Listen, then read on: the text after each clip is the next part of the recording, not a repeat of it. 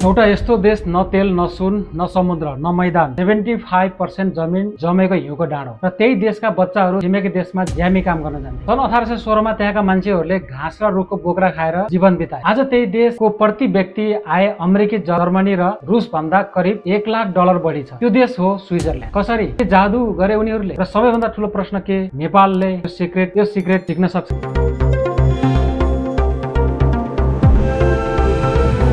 नमस्ते साथीहरू, म हो जेबीजीसी। खबर हेर्दै हुनुहुन्छ जेटेक टेक्निकल युट्युब च्यानल र जेबीजीसी फेसबुक पेज। हामी टेक्नोलोजी, फाइनान्स, एआई र डिजिटल मार्केटिङको स्किलको बारेमा कुरा गर्छौं, किनभने यी स्किल नै तपाईहरुको जीवन बदल्न सक्छ भन्ने। आजको भिडियो एउटा देशको कथा मात्र होइन, यो एउटा ब्लुप्रिन्ट हो, गरिबबाट धनीसम्मको यात्रा। विकनेसलाई स्ट्रेन्थमा बदल्ने र सबैभन्दा महत्त्वपूर्ण नेपालले के सिक्न सक्छ भन्ने कुरा नै आजको प्रमुख भिडियो रहनेछ। मलाई थाहा छ तपाई मध्ये धेरैले सोच्नुहुन्छ हाम्रो देशसँग रिसोर्स छैन, त्यसैले हामी पछाडी छौं। तर स्विजरल्यान्डले त्यो एक्सक्युज नै गलत साबित गरिदियो। हामीले पढ्थ्यौं स्विजरल्यान्ड र नेपाल एउटै छ, पहिले पढ्छ। सन् 1800 को दशकको कुरा गरौँ, त्यस बेलाको स्विजरल्यान्ड आजको नेपाल भन्दा पनि गाह्रो अवस्थामा थियो, धेरै गाह्रो। सोच्नुस्, जमिन छैन, कृषिको लागि व्यापारको बाटो छैन, समुद्र छैन, कुनै प्राकृतिक सम्पत्ति पनि छैन। स्विजरल्यान्ड अफगानिस्तान जस्तै अथवा नेपाल जस्तै ल्यान्डलक छ। स्विजरल्यान्ड नेपाल जस्तै पहाडी र 1816 मा यहाँका मान्छेहरूले घाँस खाए, रुखको बोक्रा समेत खाए। स्विस बच्चाहरू पैदल हिँडेर जर्मनी जान्थे, ज्यामी काम गर्न जान्थे। अब नेपालको कुरा गरौँ, हाम्रो देश पनि ल्यान्डलक छ, 75% पहाड छ, नेचुरल रिसोर्स सीमित छनलै छ। तर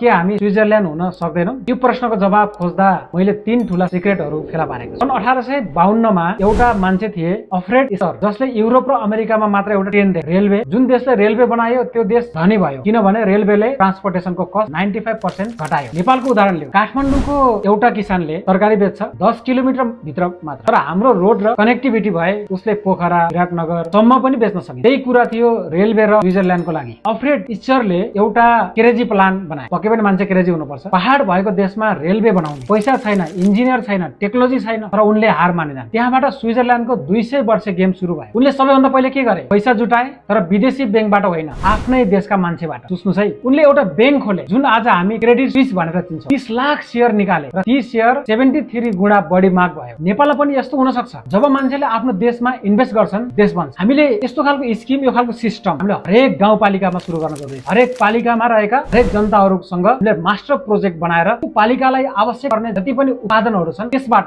रिसोर्सहरू, यदि इलेक्ट्रिसिटी छ भने विद्युततिर, कृषितिर लगायतका कुराहरूमा हामीले पनि जनताहरूको सहभागिता, जनताहरूको लगानीमा हामीले के गर्न सक्छौं? उद्योगहरू खोल्न सक्छौं। त्यो चाहिँ अहिले हाम्रो स्थानीय सरकारले मजाले गर्न सक्छ। अब म तपाईलाई अर्को भिडियो पठाउन गइरहेको। अब फेरि स्विजरल्यान्डतिर जाउँ। अब स्विजरल्यान्डको 3 ठूला सिक्रेटहरू बुझौं। सिक्रेट नम्बर 1, विकनेसलाई स्ट्रेन्थमा बदल्नु। स्विजरल्यान्डको सबैभन्दा ठूलो प्रब्लम के थियो? एल्प्स भन्ने 3 किलोमिटर अग्लो ठोस पहाड। 600 वर्षसम्म यो पहाड कोर्स थियो। जर्मनी र इटाली बीचमा पर्छ, तर पार गर्न 2-3 दिन लाग्छ, वर्षको 5 महिनामा। अल्फ्रेड इस्टरले के गरे? पहाड भित्रै टनल खन्ने। 10 वर्ष लाग्यो, तर जब बन्यो जुरिच र मिलानमा 3 दिनबाट 8 घण्टामा पुग्न सक्यो। ट्रान्सपोर्टेसन कस्ट सर्लकै घट्यो। ल्यान्डलक कन्ट्री ट्रान्जिट हब बन्यो। विकनेस स्ट्रेन्थ भयो। नेपालको कुरा गरौँ, हामी पनि चाइना र इन्डियाको बीचमा छौं, दुई ठूला इकोनोमिक सेन्टरको बीचमा, तर हामी अहिलेसम्म बफर जोनमा मात्र बाँचिरहेका छौं। स्विजरल्यान्ड जस्तै ट्रान्जिट हब बन्न सक्दैनौं। सिक्रेट नम्बर 2, ट्यालेन्ट इम्पोर्ट गर्नु। 1948 मा युरोपमा रेभोल्युसन भयो। फ्रान्स, जर्मनी, अस्ट्रिया, हंगरी सबैतिर सरकारले ट्यालेन्टेड मान्छेहरूलाई कुन्यो, खेदो खन्यो। स्विजरल्यान्डले के गर्यो? कन्स्टिट्युसन बनायो, free speech, free press, free assembly. 81 युरोपका सबैभन्दा ब्रिलियन्ट मान्छेहरू स्विजरल्यान्ड आए। रिचार्ड वाग्नरले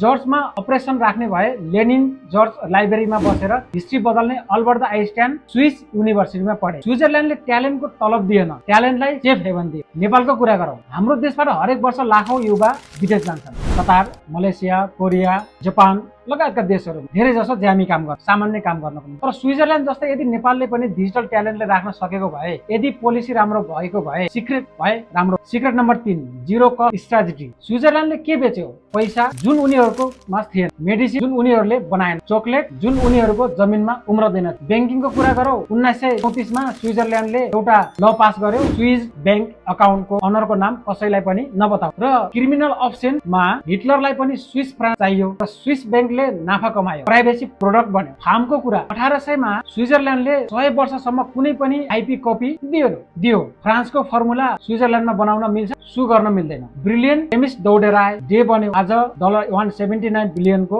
एक्सपोर्ट हुन्छ। चकलेटको कुरा गरौँ, सबैभन्दा इन्ट्रेस्टिङ छ कोकोआ। स्विजरल्यान्डमा उम्रदैन, तर स्विस चकलेट दुनियाँको गोल्ड स्ट्यान्डर्डमा इनोभेसन। डेनी पिटरले चकलेट, मिल्क र कोकोआ मिलाएर चकलेट बन्यो। यही कम्पनीबाट नेस्ले रुडोल्फिन ल्याटिनले कन्सियस प्रोसेस बनाए र चकलेट स्मुथ भयो। यही लिनेट आज $6 बिलियन कोकोआ नामकोले दुनिया सबैभन्दा फेमस चकलेट बन्यो। रिसोर्स होइन, इनोभेसनले स्विजरल्यान्ड धनी बन्यो। के नेपालको लागि यो म्यासेज हो? के म्यासेज हुन सक्छ? स्विजरल्यान्डबाट नेपालले 3 ठूला लेसन सिक्नुपर्छ। लेसन नम्बर 1, कनेक्टिभिटी नै प्रोस्पेरिटी हो। स्विजरल्यान्ड डेन्स रेलवे नेटवर्क 5000 किम ट्र्याक। नेपालमा काठमाडौँ पोखरा राजमार्ग अझै अधुरो छ। तर हामी एक नागरिकको रूपमा के गर्न सक्छौँ? Digital connectivity, internet, AI, digital skill, यो हाम्रो रेलवे हो। देशले गरोस्, शुभकामना छ, तर हामीले पनि हाम्रो काम गरौँ। लेसन नम्बर 2, ट्यालेन्ट सबैभन्दा ठूलो रिसोर्स। स्विजरल्यान्डले ब्रिलियन्ट मान्छे इम्पोर्ट गर्यो, हामीले आफ्नै ट्यालेन्ट एक्सपोर्ट गरिरहेका छौँ। सोलुसन डिजिटल स्किल सबै हामीले व्यक्तिगत रूपमा सिकौँ र अनलाइन अर्निङ गर्न सुरु गरौँ। नेपालमा बसेर दुनियाँका क्लाइन्टहरूसँग पनि हामी काम गर्न सक्छौँ। र लेसन नम्बर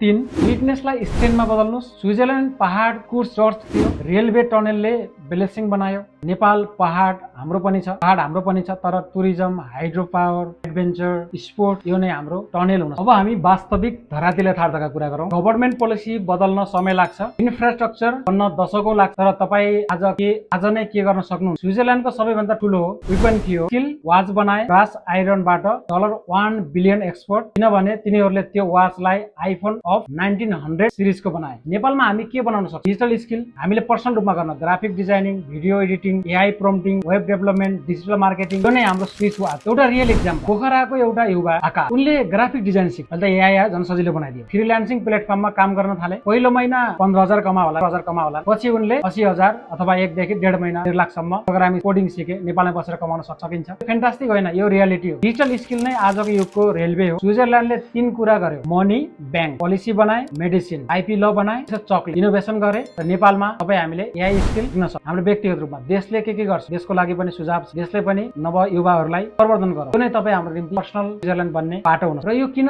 यस्ता खाले कोर्सहरू अहिले जेटेक एजुकेसनबाट गरिरहेको छ। यसमा digital marketing, computer skill, graphic designing, video editing, सबै practical, real world project, real earning बेसमा हामी गर्छौँ। स्विजरल्यान्ड सन् 1950 मा हामी भन्दा पनि धेरै गरिब र ल्यान्डलक, रिसोर्सलेस, पुअर, तर उनीहरूले एउटा डिसिजन लिए, हामी एक्सक्युज दिँदैनौँ, हामी सोलुसन बनाउँ। अफ्रेड टिचरले पहाडदेखि टनेल खने, तपाईँ सामु पनि पहाड छन्, पैसा छैन, कनेक्सन छैन, अपर्च्युनिटी देखिँदैन, तर ती पहाड भित्र टनेल खन्नु, त्यो टनेल हो नलेज, तपाईँको ज्ञान। स्विजरल्यान्डले 200 वर्षको गेम खेल्यो। हामी आज सुरु गर्छौँ भने हाम्रा बच्चाहरू 20 वर्षमा नै इस लेभलको लाइफ बाँच्नको लागि देशले पोलिसी बनाउनु जरुरी। नेपालमा नेपालको पैसाले नेपालमा बसेर काम गर्न सक्छ। यही हो हाम्रो जेटेकको फिलोसफी। लर्न गर्नुहोस्, स्किल सिक्नुहोस्, अर्न गर्नुहोस् र डिजिटल इन्कम बनाउनुहोस्। सेभ गर्नुहोस्, फ्युचरको लागि इन्भेस्टमेन्ट गर्नुहोस्, ग्रोथको लागि रिटायर गर्नुहोस् र फ्रिडमका साथ। स्विजरल्यान्डको लेसन एउटै वाक्यमा, रिसोर्स नभए पनि छ, माइन्डसेट र स्किल भएको। यो भिडियो मन परेमा लाइक, शेयर गर्नुहोस्, साथीकहाँ पनि शेयर गर्नुहोस्, कमेन्टमा लेख्नुहोस् कि हामीले स्विजरल्यान्डले गरेको टेक्निकलाई हाम्रो व्यक्तिगत लाइफमा पनि युज गर्न सक्छौँ। पक्कै पनि म बुझ्दछु नेपालमा